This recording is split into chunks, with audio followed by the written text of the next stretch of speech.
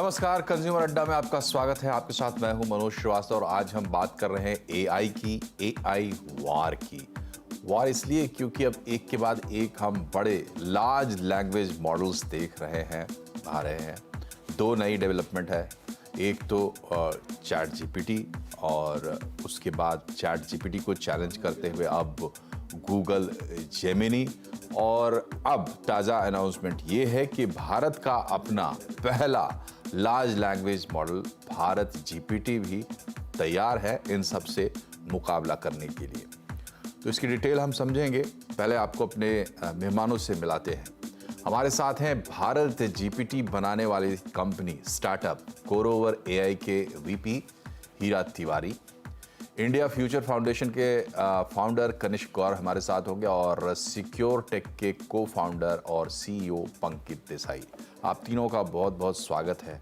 सबसे पहले हीरा तिवारी जी, ये बताइए कि ये जो चीज़ें बनाई है कोरोवर ने, Bharat GPT large language model है, इंसानों की तरह सोच सकती है, रीजन कर सकती है और मल्टीटास्क कर सकती। ये तमाम डिटेल्स हमने पढ़ी, लेकिन हमारे हिसाब से ये थोड़ी थ्योरेटिकल बात लगती है आम दर्शक के हिसाब से।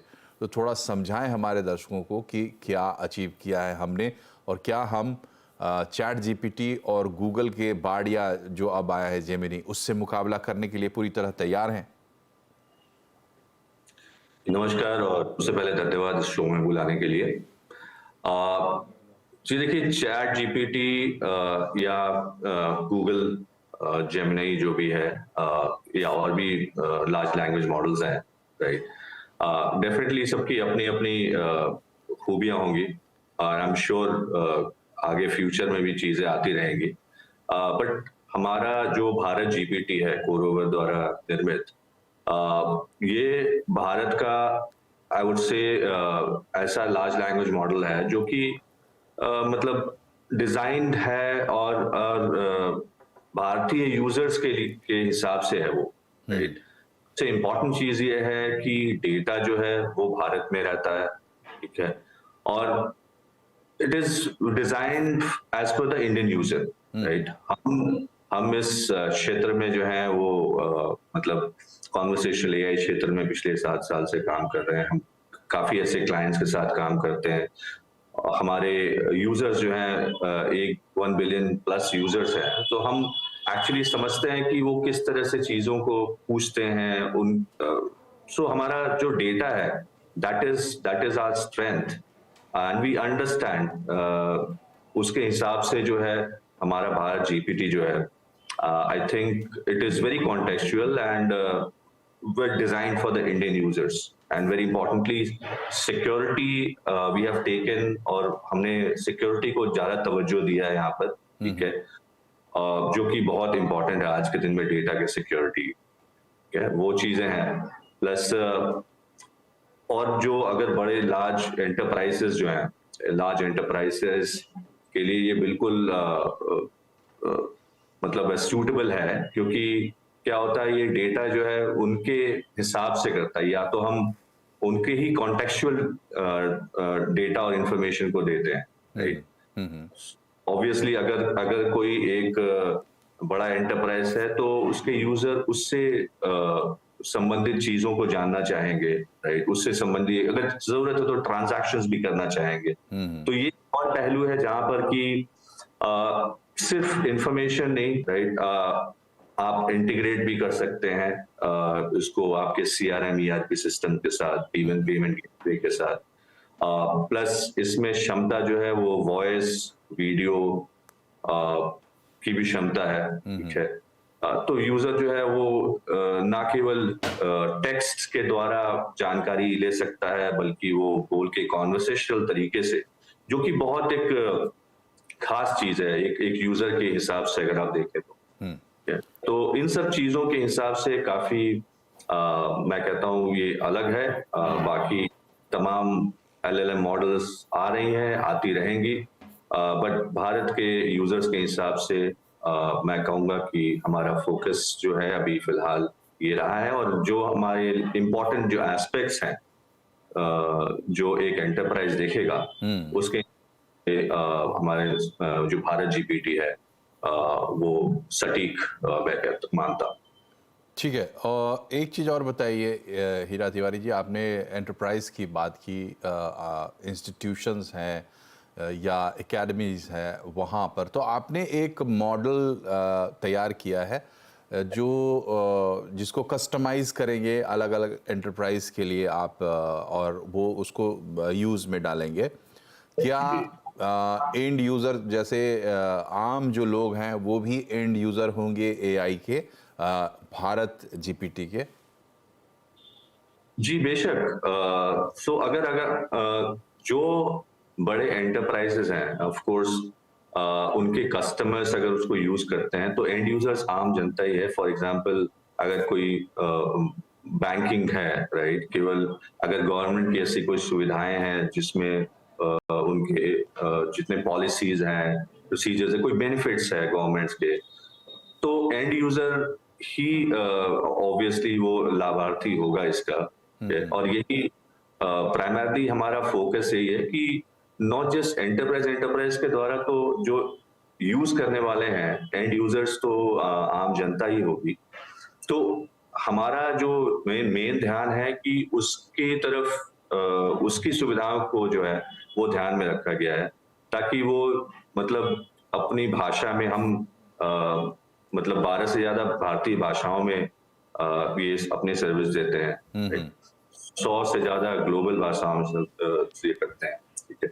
और सबसे ज्यादा अगर कोई कोई भी यूजर है, वो जिस तरह से मतलब इसको कुछ कुछ यूज करना चाह रहे हैं, या तो टेक्स्ट के द्वारा या वॉइस के द्वारा, ठीक है। इवन एक पर्सनलाइज फील देने के लिए एक वीडियो के द्वारा, राइट। सो ये सारी चीजें जो हैं प्लस ट्रांजैक्शनल, सो इन चीजों को मतलब एक आम यूजर के हिसाब से इस तरह से बनाया गया है कि मतलब अपनी भाषा में आप बात करें, जिस तरह से और आप बात कर रहे हैं, एक दूसरे को देख रहे हैं, ठीक है, इस तरह से हम प्रश्न पूछ सकें जी। सो हमारा एंड जो मतलब जो गोल मैं कहता हूं कि ये है, apart from of course important aspects की सिक्योरिटी हो गया, ठीक है, और हर तरह की सुविधाएं, तो ये सब चीज मेन हमारे दिमाग में है एंड यूजर। ठीक है।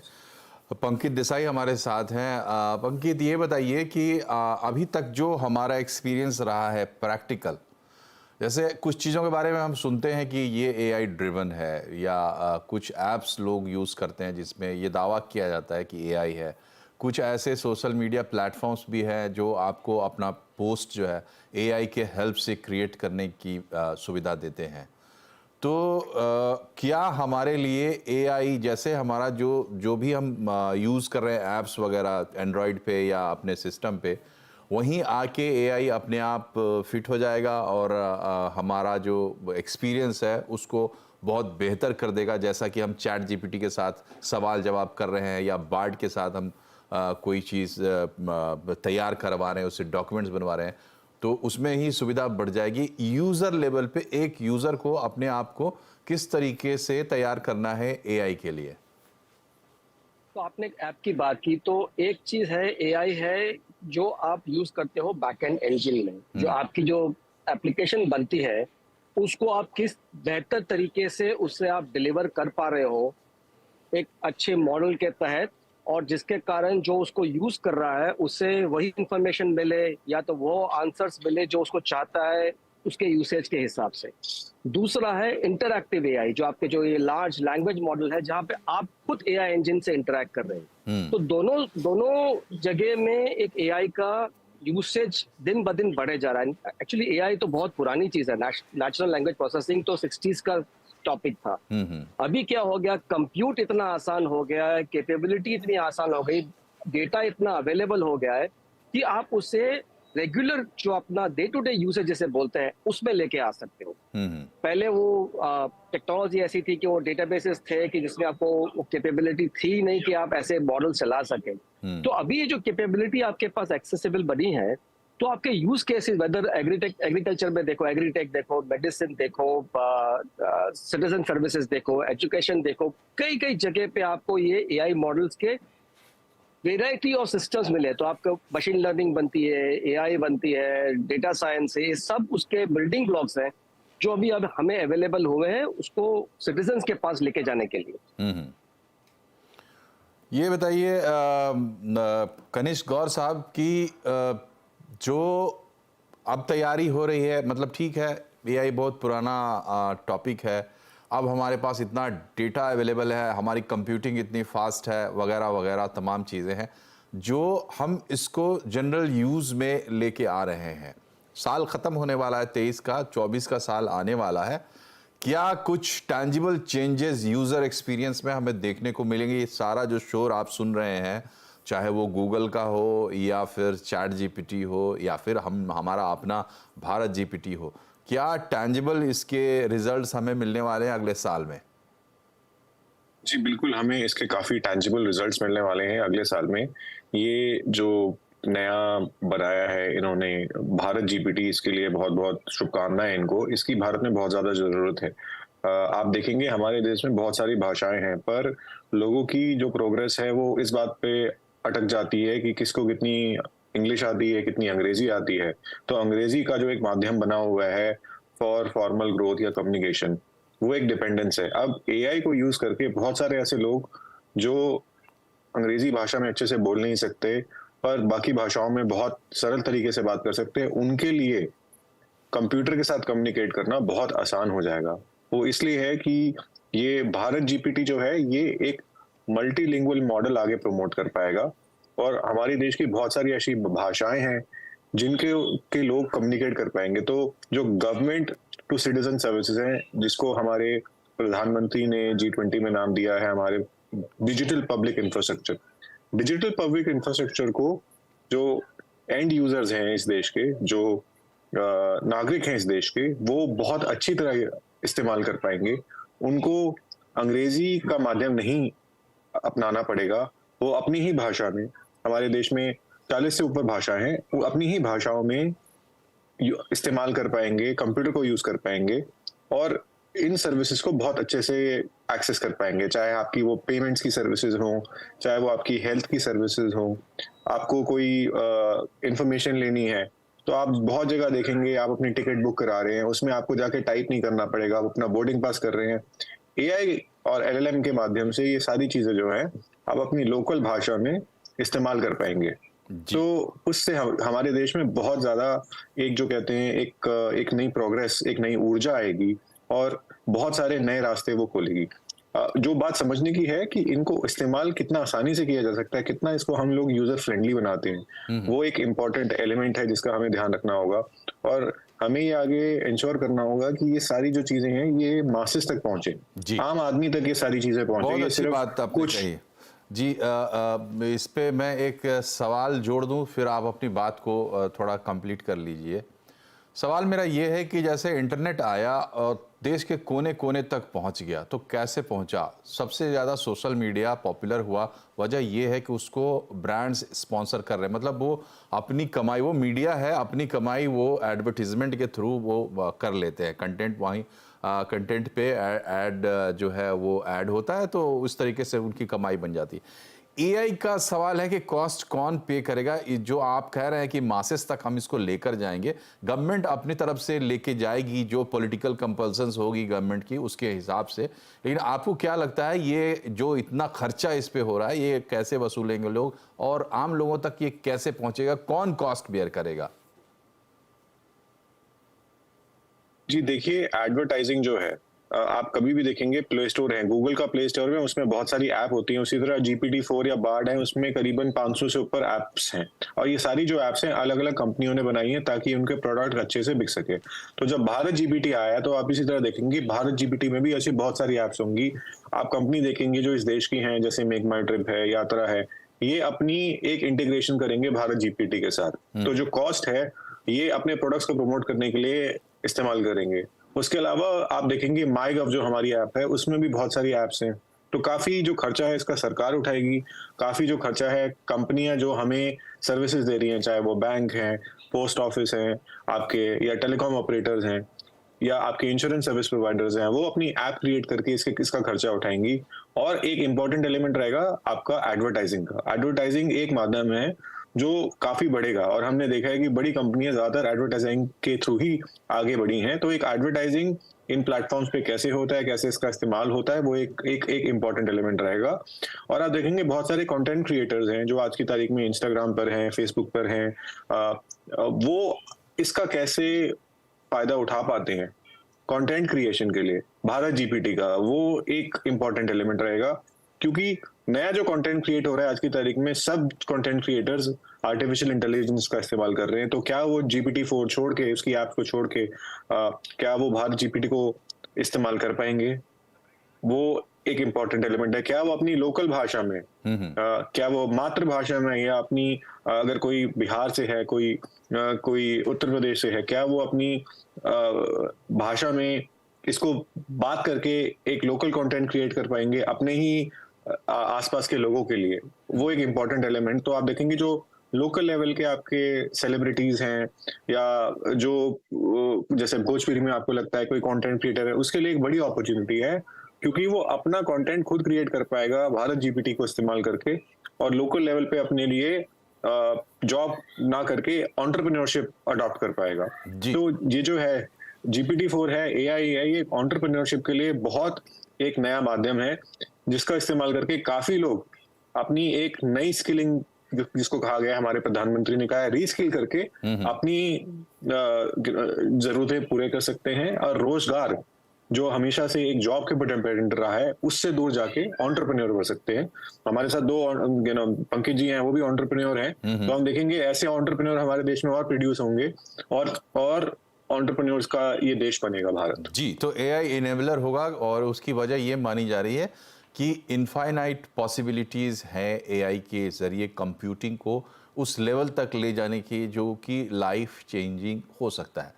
लेकिन हम भारत में बैठे हैं, हमारे मन में सवाल ये भी आता है कि जो भारत जीपीटी हो या कोई दूसरा AI मॉडल, उसकी जो कैपेबिलिटीज़ है उसको हार्नेस करने के लिए एंटरप्रेन्योर्स तो हो सकता है कि तैयार हो, एंटरप्राइजेस तैयार हो, क्या आम इंसान तैयार है? क्या आम इंसान ये समझ पाएगा, ये कब तक समझ पाएगा कि इसको किस तरीके से इस्तेमाल करना है? इन पहलुओं की हम जांच करेंगे। छोटे से ब्रेक के बाद बने रहिए हमारे साथ। के बाद एक बार फिर से आपका स्वागत है। बात कर रहे हैं आज AI की, क्योंकि भारत जीपीटी भी आ गया है और गूगल ने भी उतार दिया है अपना नया वर्जन ऑफ AI, जेमिनी 1.0। सब लार्ज लैंग्वेज मॉडल्स हैं, इंटरैक्टिव मॉडल्स हैं, बातचीत कर सकते हैं बिल्कुल इंसानों की तरह, और इनकी ट्रेनिंग वैसे ही हो रही है जैसे इंसान का दिमाग ट्रेन होता है NLP के ज़रिए। न्यूरो लैंग्वेज प्रोग्रामिंग को अब कंप्यूटर को सिखाया जा रहा है, तो वो हमारी आपकी तरह सोचेगा, लेकिन वो हमसे आपसे कहीं ज़्यादा इफ़िशिएंट होगा, क्योंकि उसकी प्रोग्रामिंग बहुत ही विद्वान इंजीनियर्स करेंगे, डेटा साइंटिस्ट करेंगे, और उसका लॉजिक भी हमसे कहीं ज़्यादा अच्छा और स्ट्रॉन्ग होगा। पंकित, हमें एक बार फिर से मैं ये सवाल आपके सामने रख रहा हूँ, हमें किस तरीके से इसकी तैयारी करनी चाहिए? क्या ये AI एक और बहुत बड़ा डिजिटल डिवाइड क्रिएट करने जा रहा है, जिसको हमने वक्त पर नहीं पहचाना तो हम पीछे छूट जाएंगे? तो मेरे हिसाब से 3 चीज मद्देनजर रखनी चाहिए। एक तो इसका एक इमेंस पोटेंशियल है, जो अगर सही से हार्नेस कर लिया तो जिस तरीके से इंडिया में मोबाइल और इंटरनेट ने जो एक कड़ी बनाई है, जिसे हम देश भर में एक डिजिटल ट्रांसफॉर्मेशन लेके आए हैं, और जिसके कारण जो या तो अपन जैम ट्रिनिटी बोल के चाहिए, क्या फिनटेक रेवोल्यूशन किए, ये पॉसिबल हुआ क्योंकि हम उसको हार्नेस कर पाए। और उसको हार्नेस करने के लिए अपनी local technology, local language, local service providers का इस्तेमाल करना बहुत बहुत जरूरी है। तो एक तो बात ये हुई। दूसरी बात है कि जो अभी फियर चल रहा है AI के मद्देनजर कि इससे सिग्निफिकेंट जॉब इम्पैक्ट होगा, और काफ़ी कुछ तरीके से उसे पोर्ट्रे किया जा रहा है कि ये डिस्प्रपोर्शनेटली इम्पैक्ट करेगा। अगर ये सही सबके दिमाग में ये रहा तो शायद इसका एडॉप्शन में हम पीछे छूट जाए, तो ये दूसरी बात हो सकती है। और तीसरा, मेरे हिसाब से जो एक सिक्योरिटी थ्रेट इसके आसपास जुड़ी हुई है, अगर हम इसे समझ नहीं पाए तो जिस तरीके से हम अभी, जैसे DPDP एक्ट अगर आप देखिए तो डिजिटल एक्सेस इंडिया में करीब 7-8 साल पहले आया, पर हमें 7 साल लगे एक डेटा प्राइवेसी एक्ट बन के उसे एक रिंग फेंस करने में। जी जी। ये प्रॉब्लम रह सकता है हमारे लिए कि अगर चैट जीपीटी के जो इश्यूज हैं, अगर वो हम समझ नहीं पाए, चैट जीपीटी छोड़िए, कोई भी लार्ज लैंग्वेज मॉडल जी देख जी जी लीजिए, वक्त उसके रहते इश्यू हमें समझ नहीं पाए। समझना होगा, चूंकि वक्त कम है, तो हीरा तिवारी जी से एक आखिरी सवाल ले लें। हीरा जी, ये बताइए कि अब कोई मतलब कहाँ इसको हम देखेंगे? भारत जीपीटी आपने बना लिया, पर अखबार में हमने पढ़ लिया, हमारे हाथ में कब आएगा, क्या आएगा? कुछ अगर आप बता पाएं, वे फॉरवर्ड क्या है इस प्रोडक्ट का? डेफिनेटली देखिए, हम वैसे भी हमारी कंपनी कई कई ऐसे एंटरप्राइजेस के साथ काम कर रही है, ठीक है? और बहुत जल्द मतलब आप ये जैसे आम जनता भी इसको इस्तेमाल कर पाएगी। और जैसा कि आई थिंक पंकज जी ने एक बहुत अहम चीज कही कि एडॉप्शन जो है वो इसका की है, ठीक है? हमारा मेन मकसद ही यही है, इसीलिए हम इस तरह से चाहते हैं कि यूजर जो है वो अपनी भाषा में बात कर सके, अपनी भाषा में प्रश्न को पूछ सके, अपनी भाषा में उसको सुन सके, और अपने चॉइस ऑफ चैनल से कर सके, या तो वो मतलब टेक्स्ट से करे या वॉइस से करे। जी जी। तो इससे अडॉप्शन बढ़ेगी, आम जनता तक बढ़ेगी, हमारा यही मकसद है। बट हाँ, टू आंसर योर क्वेश्चन, मैं कहूँगा बहुत जल्द हम ऑलरेडी कई चलिए, तो हमारी बहुत बहुत शुभकामनाएं हैं भारत जीपीटी के साथ। और अभी 12 दिसंबर को एक बड़ा कॉन्फ्रेंस होना है, जिसके लिए पीएम मोदी ने सबको इनवाइट एक्सटेंड किया है थ्रू लिंक्डइन, पूरी दुनिया को एड्रेस किया और कहा कि आप आइए भारत।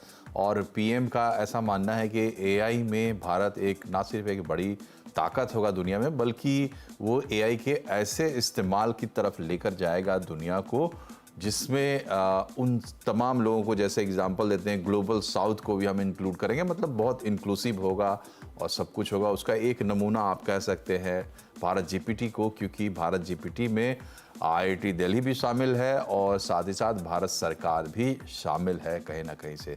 तो बहुत बहुत शुभकामनाएं भारत जीपीटी को, और आप तीनों का बहुत बहुत शुक्रिया हमसे जुड़ने के लिए। कार्यक्रम में फिलहाल इतना ही। नमस्कार।